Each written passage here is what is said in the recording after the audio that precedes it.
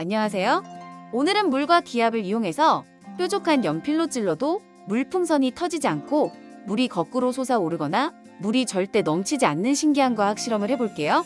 첫 번째 실험은 아무리 찔러도 안 터지는 봉지입니다. 지퍼백, 물, 뾰족한 연필만 있으면 됩니다.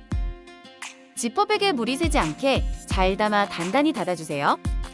잘 보이도록 맹물로 보여드릴게요. 뾰족한 연필로 이렇게 찔러봤는데요. 연필을 봉지 중간에서 돌려봐도 터지지는 않지만 찌를 때는 반드시 한 번에 찔러야 합니다. 주저하다가는 실패할 수도 있어요. 이렇게 많이 찔러도 터지지도 않고 새지도 않아요. 왜 이런 걸까요? 바로 대기압과 표면 장력 때문인데요. 먼저 봉지 밖의 대기압은 갇혀있는 봉지 안에 공기와 물이 밖으로 못 나가게 지탱해주고 있고요. 연필로 찔려 들어간 구멍 부분에는 물이 스스로 수축해서 만든 작은 면적, 바로 표면 장력을 만들어서 이렇게 물이 새지 않는 거예요. 두 번째 실험은 거꾸로 솟아오르는 물입니다. 그릇, 초, 차르흑, 물, 물병, 라이터만 있으면 됩니다. 초를 그릇에 움직이지 않게 차르흑으로 잘 고정해 주시고요. 불을 붙이고 병을 덮어주고 기다려 볼게요.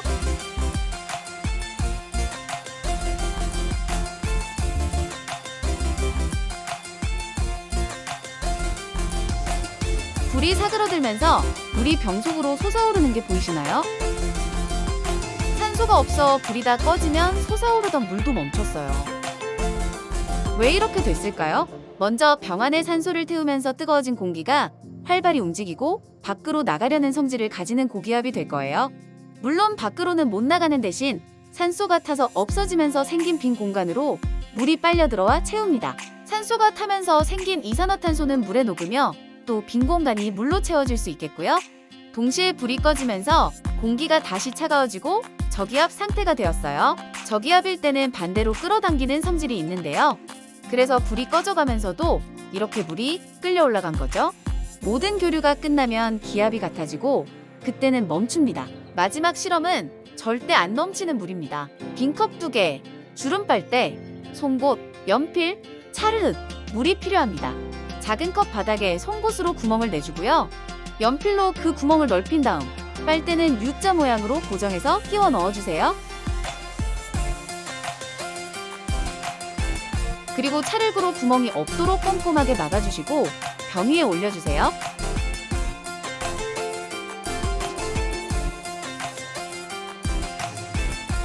이제 천천히 물을 작은 컵에 부어볼게요.